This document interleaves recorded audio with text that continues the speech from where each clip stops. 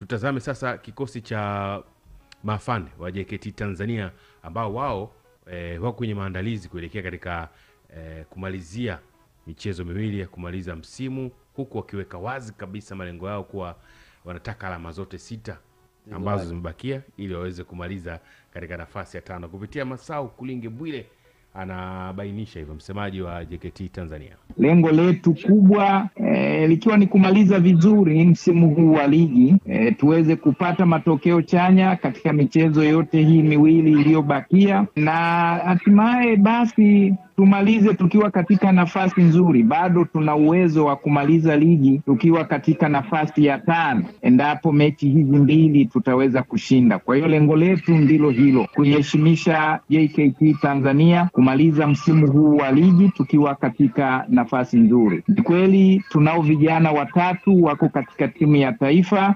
Wilson Nangu, Yakubu Suleiman pamoja na Abdulrahim Bauti, ambao wameitwa katika kikosi cha timu ya taifa na wako kambini. Kutokuwepo kwa wachezaji hao watatu hakuifanyi JKT Tanzania ilegelege. Inao vijana wenye uwezo, inao vijana wapambanaji, inalo benchi la ufundi ambalo linaamini na linajua na lina uwezo wa kumtumia mchezaji yeyote tuliyemsajili na akafanya vyema kulingana na maelekezo atakayokuwa amepewa na mwalimu. Katika michezo ambayo imesalia wapo Pamba pia Mashujaa. Pamba wana hali mbaya kidogo, muone kwamba wanaweza kuwavuta shati na kuwafanya msitimize yale malengo ambayo kusudia kumaliza katika nafasi ya 5. Hilo tunalijua kwamba Pamba bado hawajakaa sawa, bado hawajawa na hakika ya kuendelea kucheza ligi kuu ya msimu ujao, kwa maana ya kuwa miongoni mwa timu zitakazocheza playoff, na huko ni pata potea, huwezi jua nini kitatokea. Kwa hiyo hilo linaufanya huo mchezo uwe mgumu, lakini sisi kwa namna tunavyojipanga, kwa namna tunavyojiandaa, tunajiandaa katika mazingira yote, tukijua kwamba timu hii ikoje, uwezo wake uko vipi, mapungufu yake yako wapi. Kwa hiyo sisi hatuna shaka, hatuna hofu na hilo. Pamoja na kulitambua hilo, lakini bado tunajiandaa katika kuhakikisha kwamba mechi dhidi ya Pamba Jiji, siku ya mechi hiyo pale CCM Kirumba,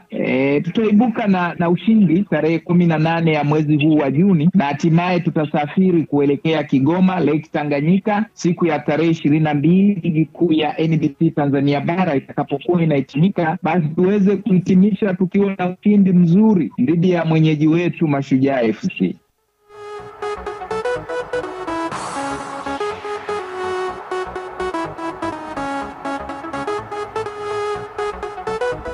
Sawa, hayo ni maandalizi na mengineyo. Tuunganishe kabisa na sakata lao la taarifa zinazozagaa ama sambaa kwa kasi sana kuhusiana na kumfukuza kocha wao wa JKT Queens Esther Chabruma, ambaye amewapa ubingwa msimu huu wa ligi kuu soka wanawake. Masau, taarifa hizi ni za kweli? Taarifa rasmi na taarifa halisi zinatolewa na timu husika. Sasa kama hujasikia taarifa yoyote kutoka kwetu ama kutoka kwenye vyanzo vyetu, kurasa zetu za mitandao ya kijamii, basi usifanye kazi na maneno ya mtaani.